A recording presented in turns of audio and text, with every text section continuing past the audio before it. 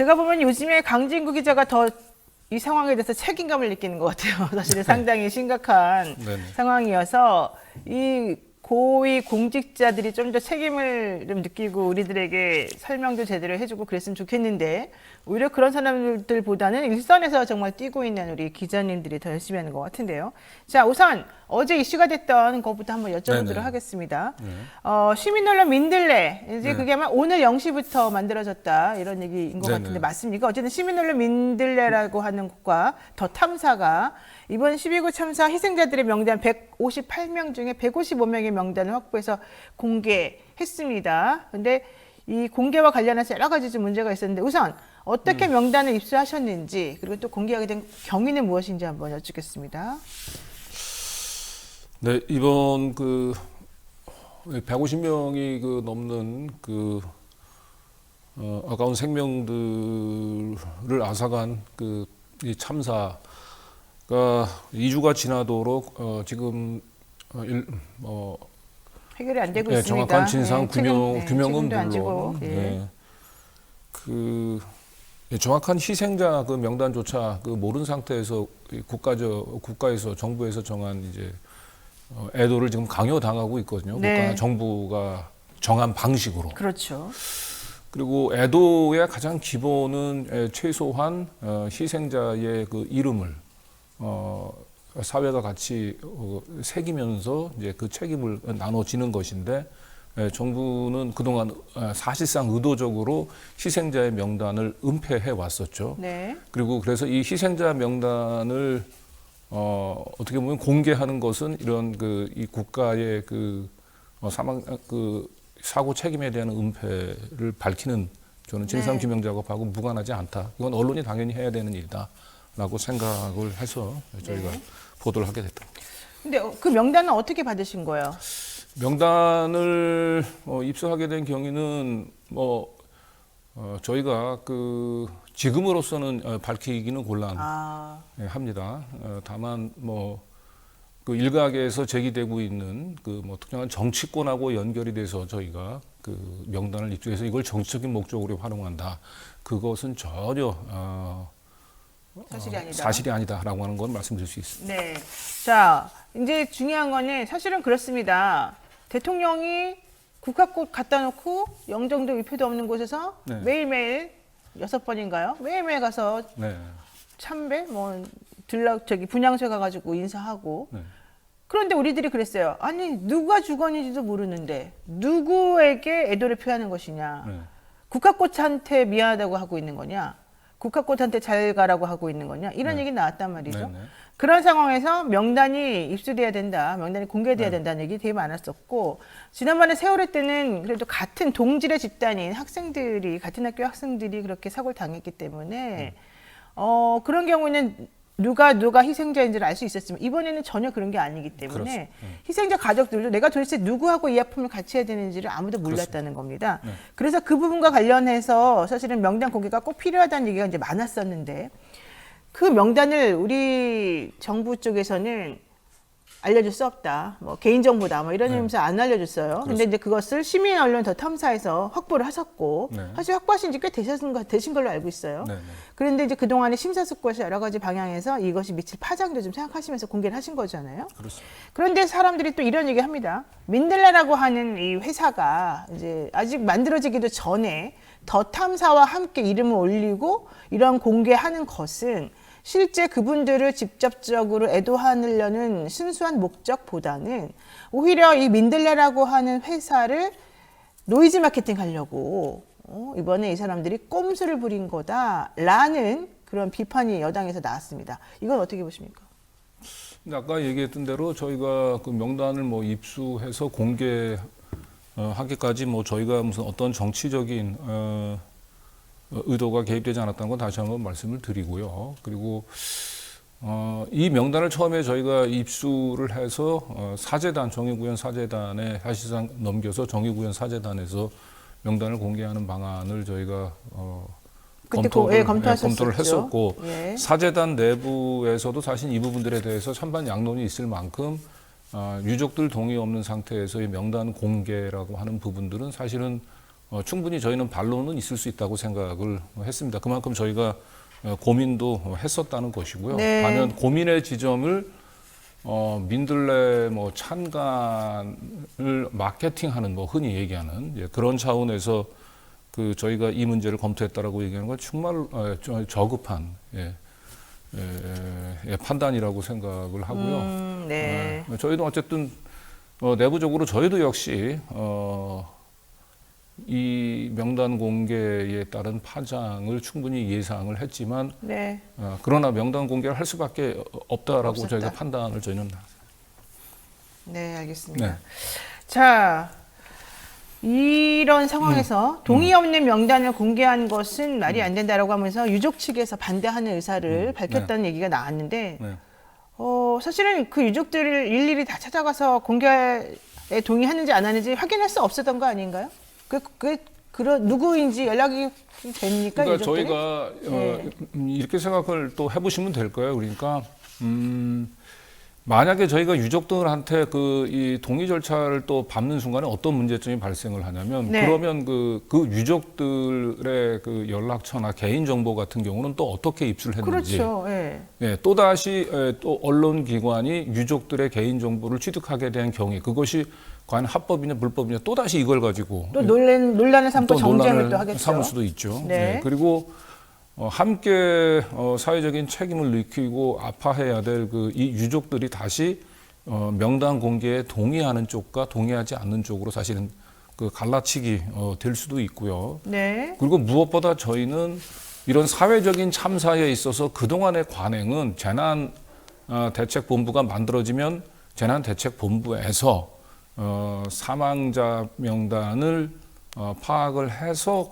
발표하는 것이 재난안전대책본부에서 해야 될 가장 중요한 일 중에 하나였고요. 그렇죠. 그리고 바로 이런 공식적인 기구를 통해서 명단이 발표가 되면 언론에서 이걸 신속히 보도해서 유족들뿐만 아니라 우리 사회가 함께 그 이름들을 보면서 아파하는 네. 그게 지금까지 내려봤던 국가와 언론이 해야 될 기본적인 프로세스였어요. 그런데 네. 지금은 그 기본이 지켜지지 않은 거거든요. 네. 과거에 재난안전대책본부에서 사상자 명단을 파악하고 언론이 보도하는 과정에 있어서 사실상 유족 동의라고 하는 부분들이 이렇게 문제가 됐던 적은 저는 없었다. 그리고 어떻게 보면 지금 유족 동의를 강하게 주장하고 나오는 쪽은 유족 동의를 앞세워서 희생자의 명단이 공개되고 이것이 사회적인 아픔으로 확산 증폭되는 부분들을 또 다른 정치적인 의도를 가지고 막으려고 하는 쪽 그리고 그런 부분들에 대해서 큰 문제 없이 거기에 그냥 동조함으로써 그런 정치적인 의도를 가지고 네. 명단 공개를 막으려고 하는 쪽에 결과적으로 좀 힘을 실어주는 네. 본인의 의지와 상관없이 네. 그런 측면도 저는 고려해야 된다고 생각합니다. 그러니까 그 말이 맞네요. 지금 들어보니까 사실은 동의를 하는지 안 하는지 물어보려면 유족들의 개인정보를 다 알아야 되는 거잖아요. 전화번호도 그렇습니다. 알아야 되고. 근데 지금 어제 공개한 내용은 그냥 명단만 공개하신 거잖아요. 그렇습니다. 그분들의 뭐 연령이라든가 뭐 직업이라든가 이런 거 그런 건 우리들에게 말해주지 않았습니다. 그러니까 어떤 사람이 죽었는지 최소한 이름만이라도 한번 불러주자. 뭐 이제 이런 그렇습니다. 취지였던 것 같아요. 그런 우리가 이제 명예훼손이나 이런 형사적으로 문제가 되는 죄를 저질렀냐 안 저질렀냐 판단할 때도 그것만 가지고 특정이 되느냐 안 되느냐 이제 이런 거를 따지거든요. 이제 그래서 아마 그런 측면에서 조금 더 세밀한 확인은 필요하겠습니다만은 지금 말씀하신 걸 들어보게 되면 오히려 명단 공개와 관련된 동의를 구하는 과정 자체가 더 문제가 될 수도 있겠다라는 판단을 하셨다는 거죠. 네, 한마디로 그냥 언론 기관은 정부에서 발표하지 않는 한 자체적으로 희생자의 명단을 파악하는 작업을 하지 말라는 얘기나 다름없습니다. 그랬군요. 어떻게 보면 유족들 동의를 네, 구하기 전에는 네. 발표하지 말라, 명단을 발표하지 말라는 얘기예요. 사실 생각해보면 예전에 우리가 이제 뭐 비행기 폭파 사건이라든가 사고 났거나 뭐 배에 사고 네. 났거나 이랬을 경우에도 그냥 명단들이 방송국에서 몇 살 누구누구 그렇습니다. 누구누구 성별까지 해가지고 다 나왔었거든요. 네. 예전에는. 네. 그때도 당연히 뭐 동의 여부를 따지지는 않았었을 것 같은데 네네. 이번에 유독 이렇게 공개와 관련해서 동의 받았냐 안 받았냐를 문제 삼는 것은 좀 또 다른 정치적 의도가 있을 수 있다 이렇게 볼 수 있는 건가요? 아니 이번에 그 이태원 그 참사의 이제 그 일부 유족들 저희한테 전에 제보해 오신 분들의 얘기를 따르면 네. 사실은 처음서부터 이 윤석열 정부는 의도를 가지고 네. 유족들 그 희생자의 명단이 외부에 알려지는 것을 철저히 은폐하기 위해서 움직였다라고 보여집니다. 그러니까 애당초에 이제 그 이 희생자들이 처음 발생했을 때 보통은 예전에 그 사회적 참사 같은 경우는 네. 각 병원들 시신들이 안치되어 있는 병원과 각 병원별 그 희생자의 이름, 그다음에 성별, 나이까지는 공개가 됐거든요. 그렇죠. 그런데 이번에는 외려 유족들이 자기 가족들이 그 희생됐다라고 하는 소식을 접하고 와서도 도대체 어느 병원에 안치되어 있는지를 몰라서 네. 여러 병원들을 돌아다녀야만 네. 다녀서 겨우 시신을 이제 확인하는 경우가 일반적이었거든요. 이제 이거는 어떻게 보면 처음서부터 이 정부는 희생자들을 명단을 공개할 외부에 생각이 없었다. 공개할 생각이 없었고 왜 거꾸로 철저하게 은폐하려고 했었다라고 하는 그런 저는 판단을 하고 있습니다. 네, 스탠바이미님께서 뉴스토마토 스텝 여러분 감사드립니다. 강진구 대기자님 화이팅입니다. 이러면서 10만 원짜리 슈퍼챗을 보내주셨습니다. 어유 감사드리고요. 지금 또 다른 분들 보내셨는데 지금 너무 시간이 오래돼서 없어져 버렸어요. 네, 마리안네님께서 또 역시 슈퍼챗 보내주셨습니다. 감사드리고요. 자, 요거 하나 여쭤볼게요. 그럼에도 불구하고 지금 말씀하신 것과 같은 어려움이 있음에도 불구하고 네. 민변과 언론 노조까지 나서서 네. 기사 삭제를 요구했습니다. 민변에서도 어제 성명서 같은 걸 낸 걸로 제가 알고 있는데 이거 삭제하실 의향이 있으신 겁니까? 근데 민변하고 이제 언론 노조에서 기사 삭제를 요구하는 근거가 그 유족들 동의, 그다음에 재난보도 준칙을 얘기를 하고 있는데 네. 과연 그러면 그 이 기사 삭제가 유족들의 뜻인지 기사 삭제를 유족들의 동의를 거쳐서 기사 삭제를 요구하고 있는지 저희는 거꾸로 그것도 오히려 확인해야 된다. 반문을 하고 싶어요. 네. 그리고 두 번째로는 이제 언론 노조는 재난보도 준칙을 들고 있는데 재난보도 준칙 어디에도 사회적인 참사, 재난을 당했을 때 유족들의 동의를 얻기 전에는 명단을 공개해서는 안 된다라고 하는 내용은 없습니다. 거꾸로 외려 재난 보도와 관련해서는 정확한 사실 보도를 해야 된다라고 하는 부분들이 있고 저희가 명단을 입수하고도 이걸 곧바로 공개하지 않았던 이유는 혹시 이 부정확한 정보로 인해서 오히려 이것이 또 다른 사람에게 아픔을 주고 또 혼란을 야기할 수 있기 때문에 저희들이 입수한 이 명단들에 대한 확인 작업을 저희 거쳤고 이거는 확실한 정확한 정보다라고 이제 판단하는 데까지 검증하는 데까지 시간이 좀 걸렸다. 그리고 기자협회의 재난보도 준칙에는 정부의 공식 발표가 늦을 경우에는 언론사들이 자체적인 취재를 통한 결과를 공표를 하되 그 정보가 정확한지 사실 확인을 해야 된다라고 되어 있습니다. 저희는 정확하게 우리 기자협회에서 정한 재난보도 관리 준칙을 정확히 지켰습니다.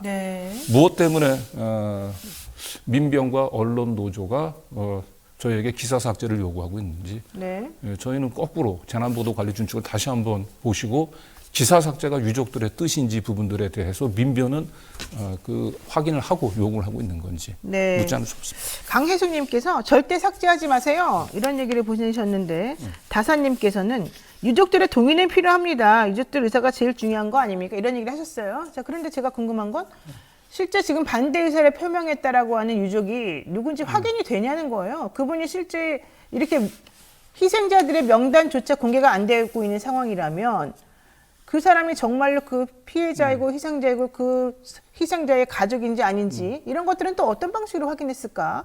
이런 생각이 또 조금 들긴 합니다. 자, 여기까지 하고요.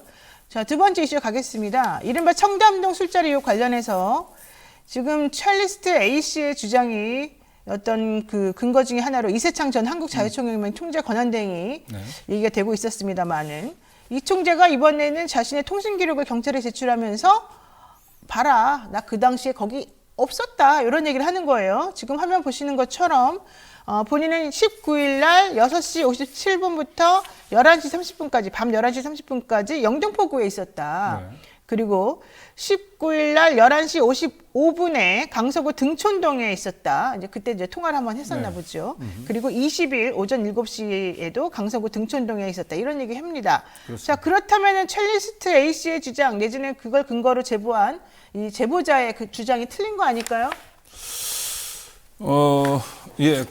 그런데 지금 이제 저 통화 기록대로 만약에 이세창 씨가 저 동선대로 따라 움직였다고 얘기한다면은 네. 적어도 5월 19일 날 이세창 씨는 강남에 없었던 것은 사실인 것 같아요. 네, 5월 19일에는. 네, 5월 19일에는. 자, 그런데 우선 저 동선에 따르면은 사실은 강서구 등촌동에서 밤 11시 55분에 마지막 통화를 했고 아침 7시 4분에 첫 통화를 했거든요. 네. 그렇다고 얘기한다면 저 그 동선에 따르면 저 휴대폰을 소지하고 있는 사람은 등촌동에 있었을 것으로.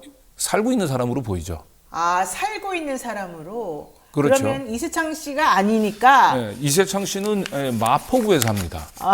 그러면 이 동선에 따르고 얘기한다면 아하, 네. 11시 55분에 마지막 통화를 하고 그쪽에서 그 모임이 있었다고 하는데 그러면 다시 마포구에 갔다가 네. 그죠? 거의 자정 무렵에 다시 마포구로 갔다가 다시 등촌동에 아침 일찍 와서 첫 전화를 했다는 건데 그렇죠. 그건 동선이 대단히 부자연스럽죠. 자, 이제 세 가지 정도 생각해 볼 수 있을 것 같아요. 우선 네. 첫 번째, 지금 말씀하신 것처럼 그렇게 네. 부자연스러운 거, 내지는 네. 저 핸드폰의 소지자는 네. 명의자 말고 소지자. 네. 소지자는 이세창 씨가 아닐 수 있다. 네. 내지는 강서구 등촌동에 사는 사람일 수 있다. 네. 두 번째, 이세창 씨를 하더라도 네. 이세창 씨가 집에서 안 자고 네. 등촌동에서 자고 그 다음날 네. 아침에 또 거기서 네. 통화를 했을 가능성이 있다. 물론 그럴 수도 있죠. 예.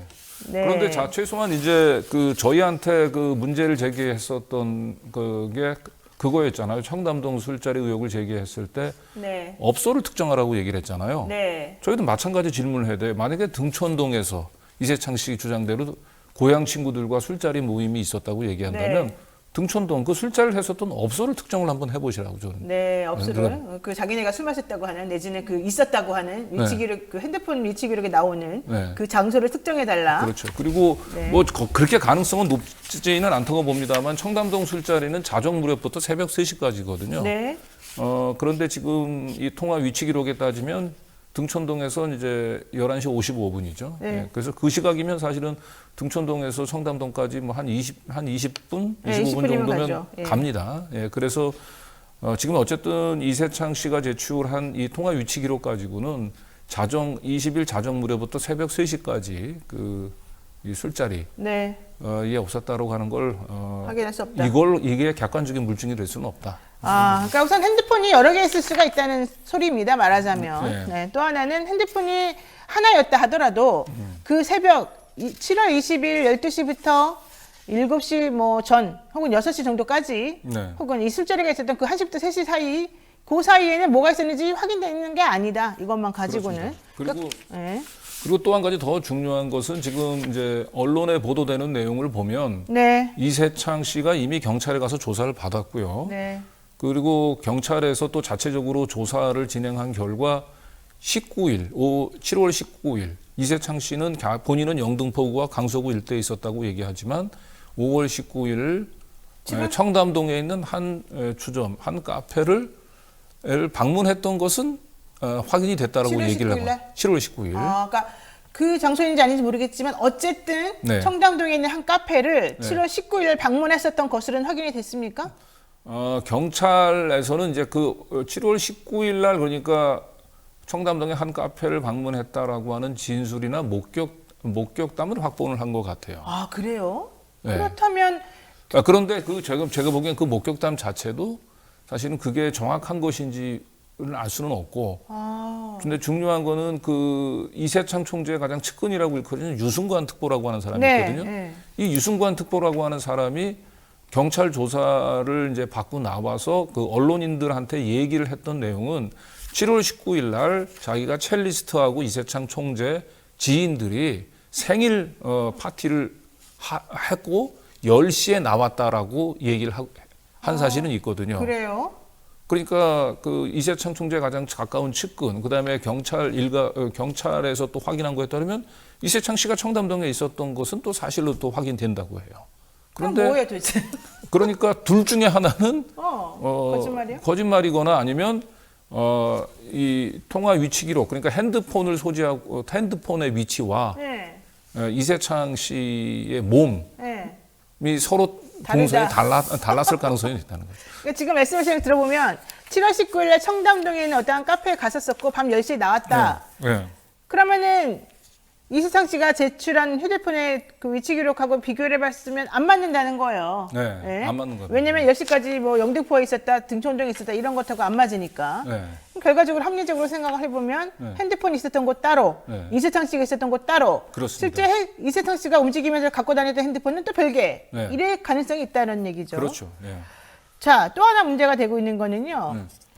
지금 어느 장소인지 특정하라라고 그때 말을 했더니 강진구 기자가 혹은 내지는 그 청담동 게이트 제보자라고 하는 그분이 네.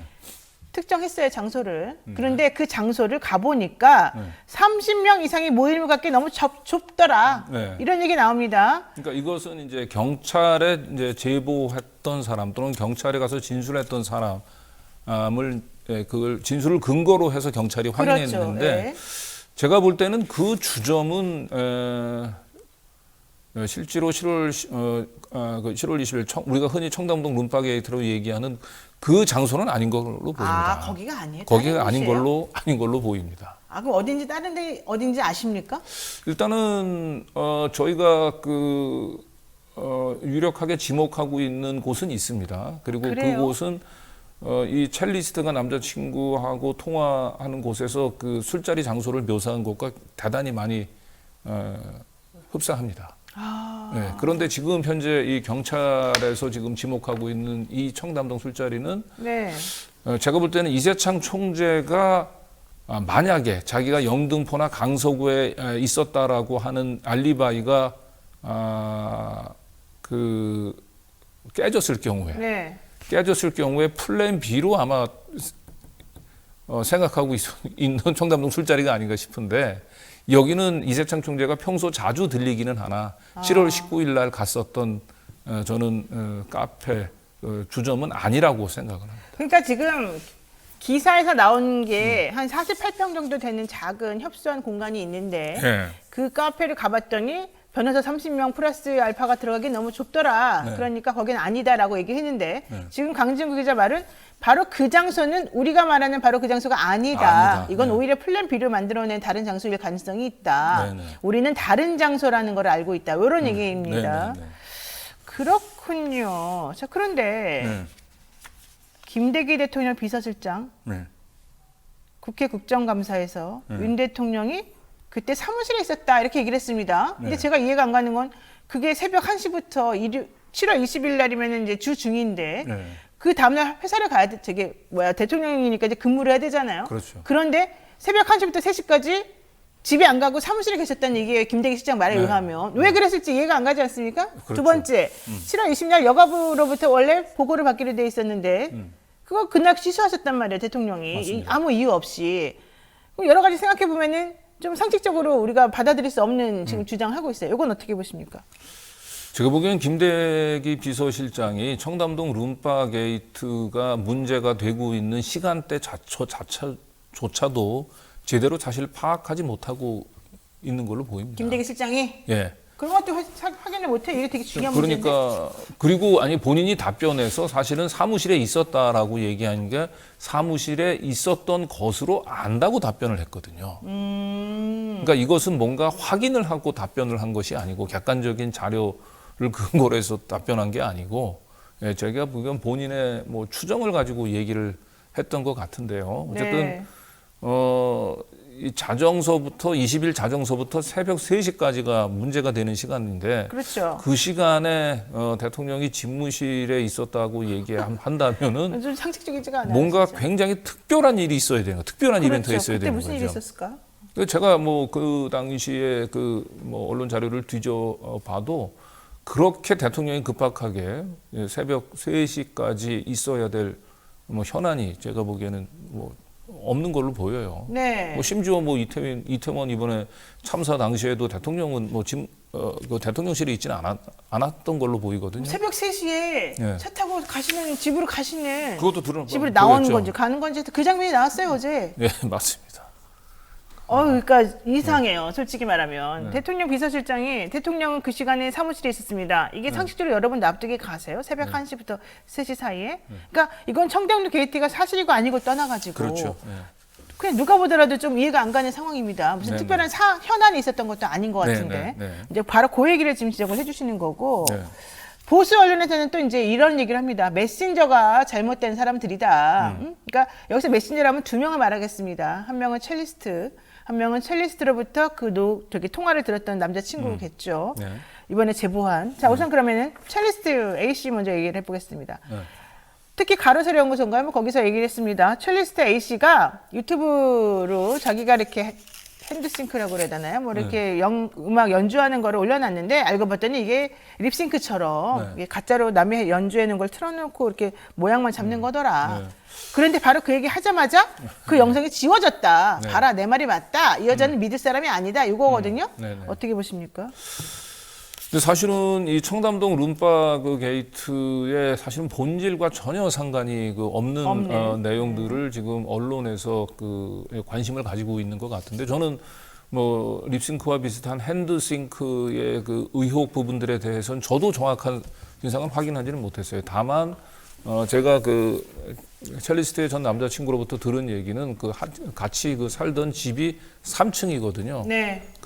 그랬는데 이 첼리스트가 유튜브에 올린 영상으로 녹음을 할 당시에 같이 있었다. 본인이 첼로 연주하는 것을 봤다. 그래서 사실은 뭐 가로세로 연구소에서 핸드싱크 의혹을 제기를 했을 때 남자친구는 전혀 그것은 사실이 아니다라고 얘기를 했었는데 그 부분들에 대해서는 저는 직접 보지를 못했고 또 제가 뭐 이렇게 음악의 문외한이기 때문에 그 부분들이 사실인지 아닌지 부분들에서 저는 뭐 판단을 유보하고 있고 그 부분들이 청담동 룸바 게이트에서 왜 그렇게 부각되어야 되는지조차도 저는 뭐 이해하기 좀 어려워요. 네. 그러니까 실제 그 여성분이 올린 영상은 네. 실제 그분이 그 당시 연주한 거다라는 얘기를 청담동 게이트 개보자, 소위 청담동 게이트 개보자라는 분이 본인의 트위터에 올려서 내가 옆에서 봤는데 무슨 말도 안 되는 소리냐라는 걸 우리 이제 했습니다. 반박을. 네.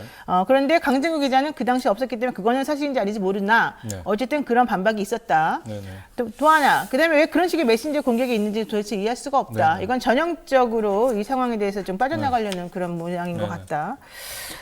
자, 트위터에서 이 소위 청담동 게이트 개보자라고 하시는 분이 나 더 많은 증거 가지고 있다. 후속 폭로하겠다. 네.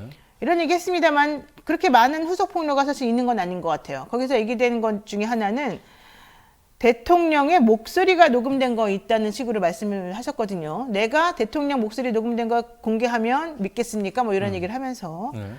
혹시 그런 후속적인 뭐 자료나 정보? 왜냐하면 이 게이트 개보자라는 분이 더 탐사에서 얘기 안 한 걸 내가 나중에 알려주겠다라는 말까지 했었거든요. 근데 그 이후에 사실은 구체적인 내용이 나온 건 없는 것 같아요. 그건 어떻게 보십니까? 일단 이 제보자가 가지고 있는 증거가 정확히 뭘 가지고 있는지 뭐 저 역시도 100%다 파악하고 있지는 않습니다. 네. 다만 저희가 가지고 있는 증거가 아직까지 방송에 보도되지 않은 것들은 있다라고 하는 걸 말씀을 드리고요. 더 있다 추가. 네, 그리고 아까 이세창이 이제 통화 위치 기록과 함께 또 청담동에 이제 술자리에 이제 참석하게 된 경위에 대해서 경찰에서 진술한 내용이 언론에 소개가 돼 있더라고요. 그러니까 네. 우리가 그날의 진실을 한 방에 확인시킬 수 있는 저는 뭐 아직까지 그런 뭐 CCTV라든지 이런 부분들은 아직까지 확보하고 있지 못하지만 최소한 이세창 씨의 경찰에서 밝혔던 진술을 탄핵할 수 있는 증거는 있다라고 하는 정도의 이세창 씨의 말이 틀렸다는 것을. 예. 정도의 탄핵. 지금까지 언론에 보도된 내용대로 만약에 경찰에서 진술했다면 그 진술을 탄핵할 수 있는 정도의 증거는 가지고 있다는 겁니다. 근데 지난번에 강진구 기자가 우리 방송 나오셔서 한 말이 네. 2명 정도 더 증인이 있다 말씀하셨어요. 네. 근데 그 2명이 누군지 잘 모르겠어요. 아직까지 네. 밝힌 게 없어요. 네. 다시 지난번에 저희한테 말씀하신 그 말이 사실입니까? 제가 그때 얘기를 했었던 거에 2명이라고 얘기한 건 저희가 방송에 아직까지 보도되지 않았지만 네. 제가 취재를 했었던 사람이 최소한 2명이 더 있다라고 얘기를 아하. 했었던 거고 네.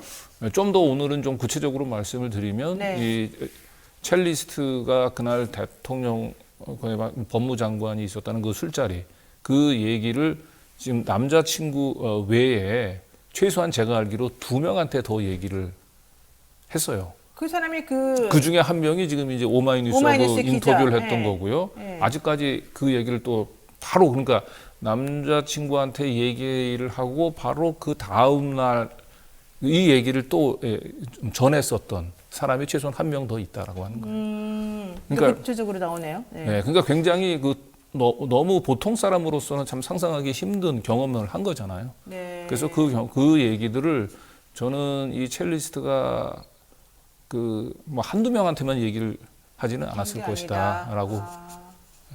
그러면 마지막으로 그 청담동 게이트 제보자라고 하는 그 남자분은 네. 왜 갑자기 트위터에 물론 이제 삭제됐습니다만 네. 지금 말씀하신 그 네. 오마이뉴스 기자라는 시민 기자라는 그분 얘기를 네. 왜 뜬금없이 올린 거예요? 이렇게 되면 우리가 이제 흔히 의심하는 내용 중에 하나가 네. 그 남자하고 이 첼리스트 여자분을 사이에 네. 두고 네네. 뭐 서로 이런 식으로 조금 감정적인 싸움을 하다가 이걸 지금 터트린 거 아니냐, 이거 신빙할 수 없는 말이다 이런 얘기 나오거든요. 네. 그건 어떻게 된 겁니까? 일단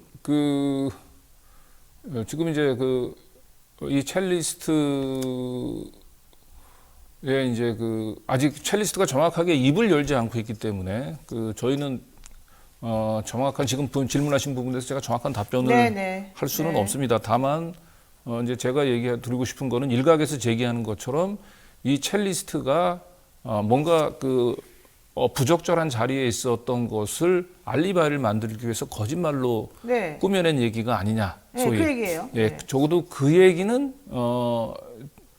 전혀 사실이 아니다라고 하는 것은 말씀을 드릴 수 있을 것 같아요. 아까 꾸며낸 거는 아니다. 꾸며낸 것은 아니다. 그거 뭘로 그렇게 확실해요? 확신해요? 그 부분들은 아까 얘기했던 대로 굳이 그게 그 자리를 모면하기 위해서 남자친구한테 얘기를 했다고 얘기한다면 네. 그 얘기를 네. 굳이 제3자한테 굳이 얘기를 할 필요가 있겠냐는 거예요. 그것도 한 명이 아니고 여러 최소한 제가 명에게. 파악하기엔 2명한테. 네. 만약에 거짓말로 꾸며낸 얘기라고 얘기한다면 그건 말 그대로 남자친구한테만 얘기를 하는 게 더 낫죠. 그리고 겨우 남자친구한테 자기 부적절한 자신의 이제 행동들을 에 대한 알리바이를 만들기 위해서 얘기하는데 대통령과 법무장관까지 등장을 시켜야 될까? 이건 상식적인 판단이 가능하리라고 보고요. 생각해보니까 듣고 보니까 그러네요. 네. 굳이. 네. 그리고 무엇보다 뭐 아직까지 이 첼리스트가 결심을 굳히진 않았습니다만은 바로 이런 식의 마타도 그러니까 자기가 뭔가 부적절한 행동들을 정당화하기 위해서 꾸며낸 얘기인 것처럼 지금 언론에 보도되고 있는 이런 네. 부분들에 대해서 첼리스트가 좀 싸우겠다라고 네. 하는 의사를 밝혀왔습니다. 알겠습니다. 그러니까 첼리스트도 이제 좀 마음을 좀 굳혔군요. 한번 나도 진실을 폭로하겠다. 네, 지금 그 마음은 굳혔는데 네. 본인이 사실은 이 통화 녹취가 공개되는 것은 본인이 동의한 바가 없고 그렇죠. 그래서 본인이 이런 큰 사단에 본인이 연루돼 있어서 자기의 소시민으로서의 자기의 삶이 지금 이제 굉장히 좀 힘들어졌잖아요. 네. 그래서 그런 부분들에 대해서 저에 대해서 원망도 굉장히 많겠죠. 많고요. 예, 그래서 그런 부분들에 대해서 아직 뭐 감정적인 추스름이 다 돼 있지 않은 상태인데 이제는 이제 점차 워낙 뭐 본인에 대해서 마타도어가 자기가 침묵하고 하면 할수록 워낙 마타도어가 많기 때문에 이제는 말할 그런 수 있다. 마타도어에 맞서 싸워야 되겠다라고 하는 생각을 하고 있는. 그러니까 지금 가장 중요한 게 이 제보자 말이 신빙성이 있느냐 없느냐였는데 네. 그걸 가리는 것 중에 하나가 바로 제보자가 남자친구한테 늦게 들어간 네. 것에 대해서 혼날까봐 혹은 네. 내지는 말을 들을까봐 네. 말을 꾸며낸 거다. 근데 그렇게 말한 것에 대한 반박으로 지금 강진구 기자는 꾸며낼 거라면은 다른 사람들한테 왜 똑같은 내용을 얘기했겠느냐. 그렇죠. 또 하나 그렇다고 꾸며낸다고 대통령이나 법무부 장관까지 끌어들일 필요가 있겠느냐. 그렇습니다. 알겠습니다. 여기까지 저희가 오늘 정리하고요. 또 후속 취재 정리해가지고 다시 강진구 기자 모시고 이 상황에 대해서 한 번 더 알아보도록 하겠습니다. 오늘 강 기자님 너무 고맙습니다. 네, 감사합니다.